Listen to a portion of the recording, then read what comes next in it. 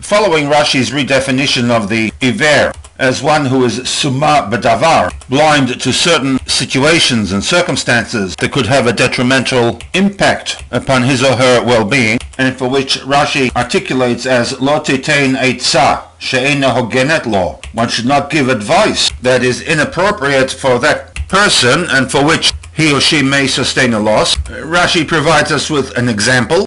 His example is, do not suggest that one should sell one's real estate, one's property, and with the proceeds to procure a donkey. This example, as with the entire commentary of Rashi, is drawn from the TORAT KOHANIM.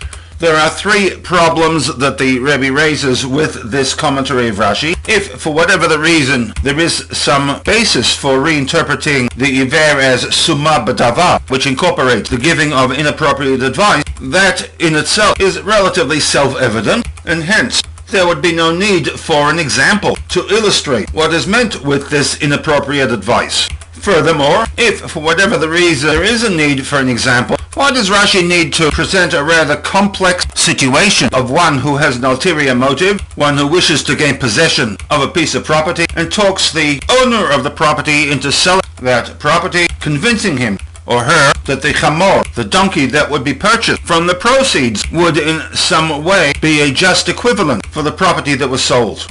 To appreciate problem number 3, we will need to take a closer look at the actual commentary of the TORAT KOHANIM to this pasuk.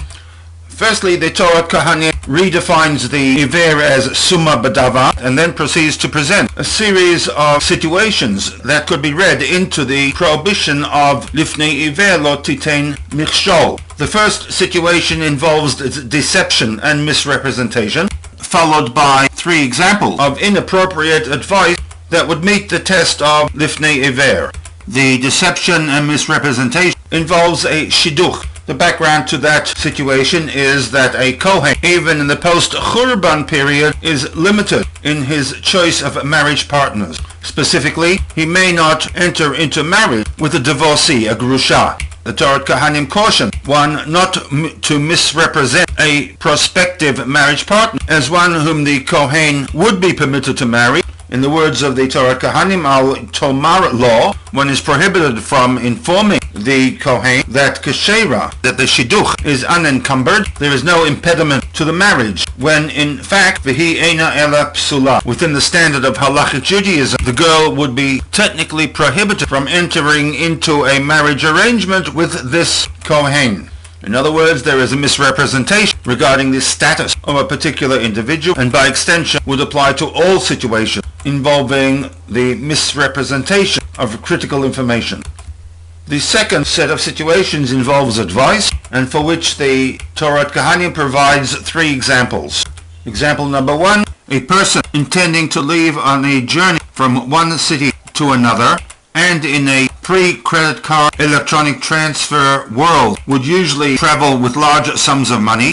Al tomar law, one should not advise that individual yetze b'hashkama, leave very early in the morning, possibly before daybreak, hoping that shayak fehuhu, list him that he would be attacked by robbers preying on such business people traveling from city to city, a situation of collusion, as the one giving the advice was preparing the groundwork for a robbery. Second example, say b'tzoharayim, go out in the middle of the day. The hope here is that bishvil sheyishtarei, the person would collapse due to dehydration. And example number 3 is al tomer law. One is prohibited from advising another individual, mechor et sadacha, why don't you sell your fields, v'kach lecha chamor, and with the proceeds obtain a donkey. Once again, an example of inappropriate advice on account of the personal agenda that the one giving the advice has. Returning now to the Rashi, keeping in mind that there were a total of 4 examples recorded in the TORAT KOHANIM, Rashi appears to ignore the first situation of misrepresentation regarding the shidduch. He also ignores the 2 examples of advising an individual either to leave before daybreak or in the middle of the day, hoping thereby to gain possession of the money that the individual was carrying, choosing instead the 3rd example for the lifnei Iver lo titein michshol, namely mechor sadacha, why don't you sell your field, and with the proceeds v'kach lecha chamor, purchase a donkey. In other words, what is it about the first three situations that Rashi rejects in favor of the fourth situation mentioned by the TORAT KOHANIM, that Rashi feels is the most appropriate to demonstrate his reinterpretation of the V'lifnei iver lo titein mechshol?